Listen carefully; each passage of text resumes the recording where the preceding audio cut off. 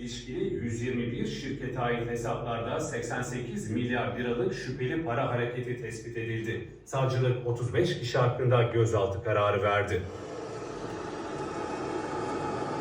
İstanbul merkezli 4 ilde yapılan operasyonda aralarında daha önce ev hapsi şartıyla serbest bırakılan Kenan Tekla, iş insanı Arafat Bingöl, Bilgi Üniversitesi'nin eski rektörü Remzi Samer'le Can Holding sahiplerinden Şakir Can ve Murat Can'ın eşleri Betül Can ve Zuhal Can'ın da bulunduğu 26 kişi gözaltına alındı.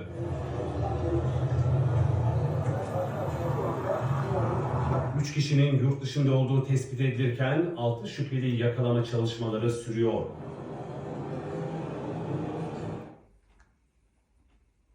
İki yıl önce Kırklareli İğneada'da meydana gelen bungalov faciası ile ilgili görülen davada karar çıktı. Cezalardan çok tartışılan konu 6 kişinin öldürülmesi sahibinin yaptığı savunma. Burada ne var? Hepsini yiyin. Hepsinin ne var orada? İncir var, nar var, üzüm var, amma var, kavun var, mandalin var, salatalık var. Şirin de orada. Şirin orada, tuzu burada. Şimdi kendine götür. Orada çay.